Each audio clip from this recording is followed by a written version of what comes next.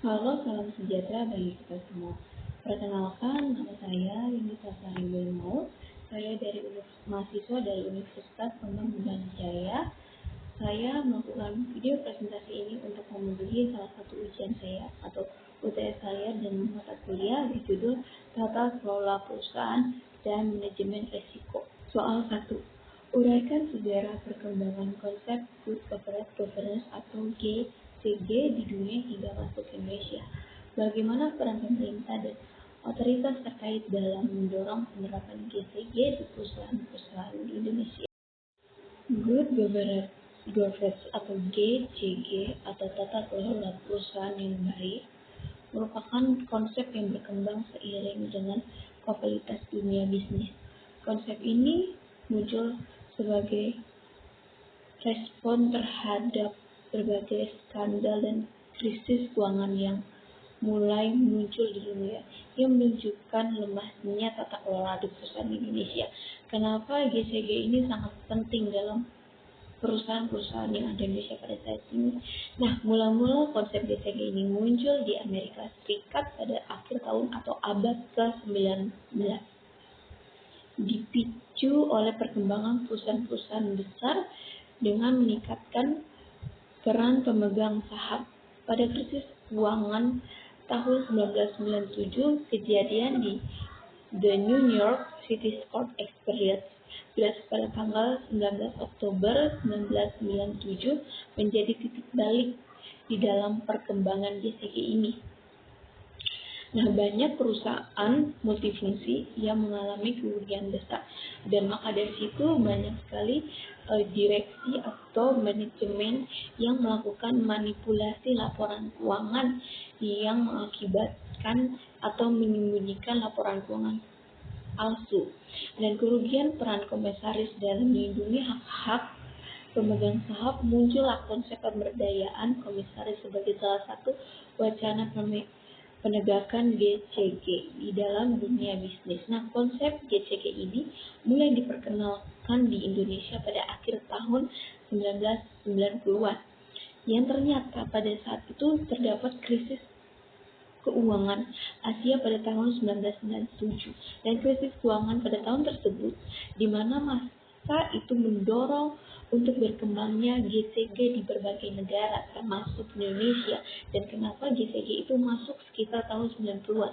Kenapa itu terjadi? Karena banyak sekali komisaris atau dewan direksi atau bagian manajemen yang banyak melakukan penipuan dalam melakukan pelaporan-laporan keuangan.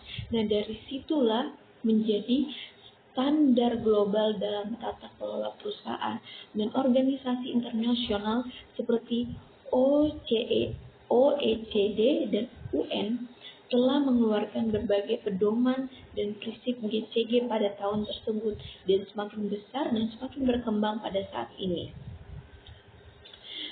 Peran pemerintah dan otoritas dalam mendorong penerapan GCG itu melalui 3 tahap. Yang pertama, penetapan regulasi. Kenapa terjadinya penetapan regulasi? Pemerintah dan instansi atau perusahaan tersebut terikat berperan aktif dalam penyusunan aturan ketentuan GCG tersebut untuk menentukan pelaku dan memahami mudahnya melakukan GCG. Yang kedua, itu ada namanya sosialisasi dan edukasi. Pemerintah dan instansi terkait juga berperan dalam memberikan edukasi dan sosialisasi kepada pelaku usaha tentang pentingnya penerapan GCG untuk menghindari terjadinya kerugian yang sangat besar pada suatu kejadian atau hal tertentu. Dan ketiga, ada namanya monitoring dan pengawasan. Pemerintah dan instansi terkait melakukan pemantauan dan pengawasan terhadap penerapan GCG di kalangan pelaku usaha. Kenapa dilakukan monitoring dan pengawasan? Kita sebagai salah satu pemegang atau pemilik perusahaan harus mengetahui GCG yang baik dan benar supaya tidak terjadi kerugian yang sangat besar pada laporan keuangan kita. Soal 2. Ambillah salah satu perusahaan yang terdaftar di BI sebagai sampel. Identifikasi masalah utama apa saja yang dihadapi oleh perusahaan tersebut sebelum menerapkan GCG secara ketat. Bagaimana masalah tersebut mencerminkan perlunya penerapan GCG dalam perusahaan. Saya mengambil salah satu sampel BI perusahaan perbankan terbesar Indonesia, yaitu BRI atau PT Bank Rakyat Indonesia Perseroan (TBK). Nah, kemungkinan beberapa masalah yang dihadapi sebelum menerapkan GCG adalah yang terdapat 3 masalah, yaitu kurangnya transparansi, pengungkapan data keuangan dan operasional perusahaan kepada publik mungkin kurang transparan. Akibatnya investor dan pemangku kepentingan lainnya dapat berhenti mempercayai kita. Kenapa kurangnya transparansi? Itu terjadinya pada pelaku manajemen atau dewan direksi. Kedua, terjadinya konflik kepentingan. Dewan komisaris, pemegang saham, dan manajemen mungkin memiliki kepentingan saling bertentangan. Beberapa pemangkuan kepentingan mungkin menderita akibat pengambilan keputusan yang tidak adil dan merugikan. Ketiga, risiko operasional. Bank juga memiliki risiko operasional, seperti kesalahan manusia, penipuan, dan kegagalan sistem. Kurangnya GCG dalam meningkatkannya risiko operasional ini. Penerapan GCG dalam perusahaan seperti Bank BRI adalah satu, mencegah konfliknya kepentingan. Dengan melakukan apa? Dengan menetapkan pedoman yang tepat untuk pembagian tugas dan tanggung jawab di antara pemegang saham, dewan direksi, dan manajemen. GCG dapat membantu mencegah konflik kepentingan ini. Kedua, meningkatkan kepercayaan investor. Penerapan GCG yang ketat dapat meningkatkan akuntabilitas dan transparansi perusahaan yang akan meningkatkan kepercayaan investor dan pemangkuan kepentingan. Ketiga, meningkatkan efisiensi dan efektivitas. Dengan mempromosikan tanggung jawab, sumber daya, dan pengambilan keputusan yang terbuka, GCG dapat meningkatkan efisiensi dan efektivitas pada organisasi dengan melakukannya secara menerapkan GCG secara ketat. Dan terakhir, mempromosikan tanggung jawab sosial. GCG dapat membantu bisnis fokus pada bagaimana operasional mereka mempengaruhi masyarakat dan lingkungan yang akan meningkatkan reputasi mereka. Mempromosikan tanggung jawab sosial itu maksudnya gimana sih? Itu adalah bagaimana cara kita mempromosikan produk perusahaan tersebut dengan baik, dengan cara misalnya kita melakukan promosi melalui media sosial ataupun lain-lain. Soal 3, jelaskan secara singkat sejarah perkembangan manajemen risiko, bagaimana peristiwa-peristiwa besar seperti krisis keuangan global dan bencana alam telah mempengaruhi pendekatan organisasi terhadap manajemen risiko.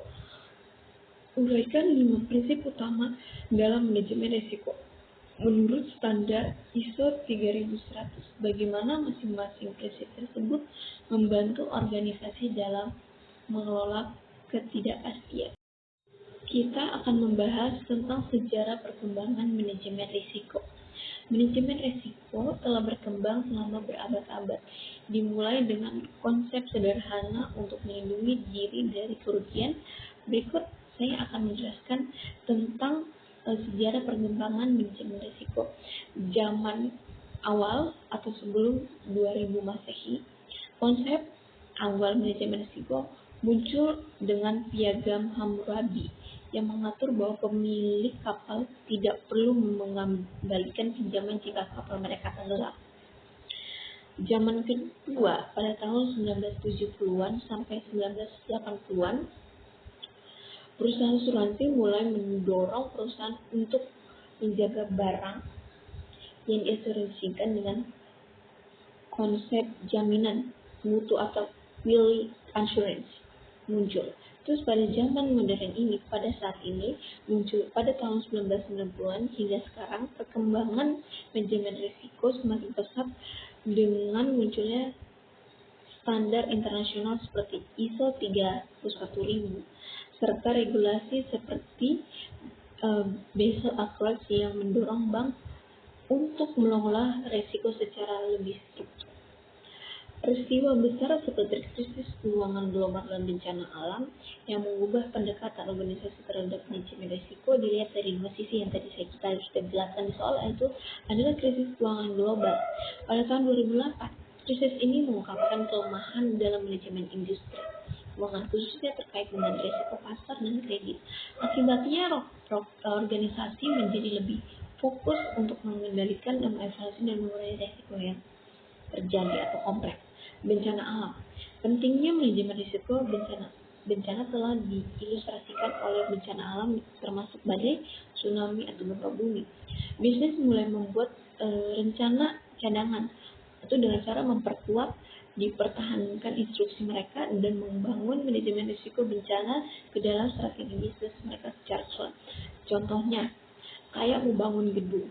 Gedung itu pasti akan didesain untuk anti gempa. Nah, di situ dijadikan yang namanya krisis keuangan global dalam bencana. Terus 5 prinsip umum manajemen risiko menurut ISO 31000. Yang pertama, terintegrasi. Manajemen risiko harus diintegrasi ke dalam sebuah aktivitas organisasi, bukan hanya sebagai aktivitas terpisah, terstruktur dan kompetensi. Manajemen risiko harus terstruktur dan kompetensi mencakup semua risiko yang relevan bagi koperasi. Disesuaikan. Manajemen risiko harus sesuai dengan konteks organisasi, termasuk tujuan, struktur, budaya, dan lingkungan. Inklusi. Manajemen risiko harus melibatkan semua pemangku kepentingan yang relevan. Pemangku kepentingan itu siapa aja? Contohnya dewan direksi, manajemen, pemegang saham, dan masih banyak lain, termasuk karyawan dan pihak eksternal atau pihak luar. Yang terakhir ada dinamis. Manajemen risiko harus dinamis dan beradaptasi dengan perubahan lingkungan baik internal maupun eksternal. Prinsip manajemen risiko dalam mengelola ketidakpastian itu terjadi 5 bagian juga sama seperti prinsip. Yang pertama itu terintegrasi, mencegah kejutan yang tidak terduga dengan memastikan bahwa risiko diperhitungkan dalam sesuai pilihan dan tindakan. Kedua, kompetensi dan struktur, memastikan bahwa semua risiko penting dikendalikan dievaluasi sehingga perusahaan dapat menetapkan prioritas mitigasi sesuai, memastikan strategi manajemen risiko disesuaikan dengan persyaratan dan lingkungan organisasi untuk meningkatkan efektivitas. 4. Menjadi inklusif berarti kita memastikan bahwa berbagai sudut pandang dan pengalaman hidup diperhitungkan yang meningkatkan kualitas pengambilan keputusan. Yang terakhir, dinamis, memastikan manajemen risiko penyesuaian diri dengan perubahan lingkungan hingga perusahaan dapat berhasil mengenai kualitas baru.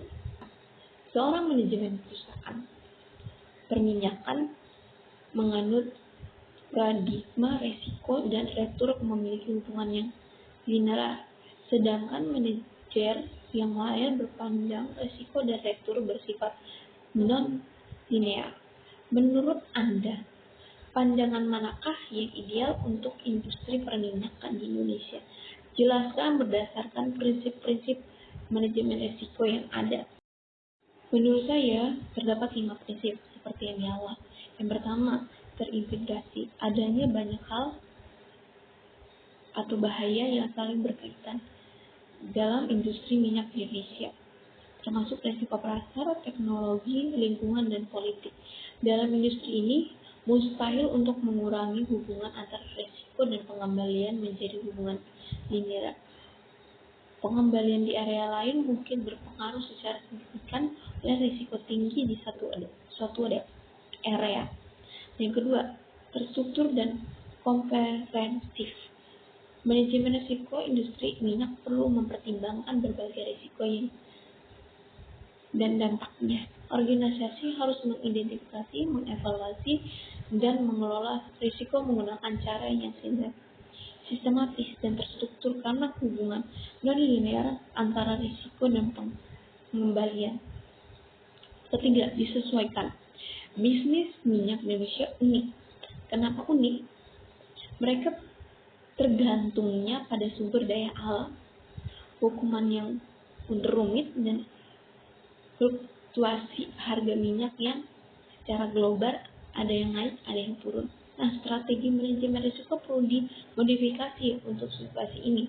Pentingnya fleksibilitas dan kemampuan beradaptasi terhadap perubahan kondisi pasar disorot dengan oleh hubungan non-linear antara risiko dan pengembalian. Keempat, inklusi pemerintah, masyarakat, investor, dan pekerja hanyalah beberapa pemangku kepentingan yang harus disertakan dalam manajemen risiko dalam bisnis minyak.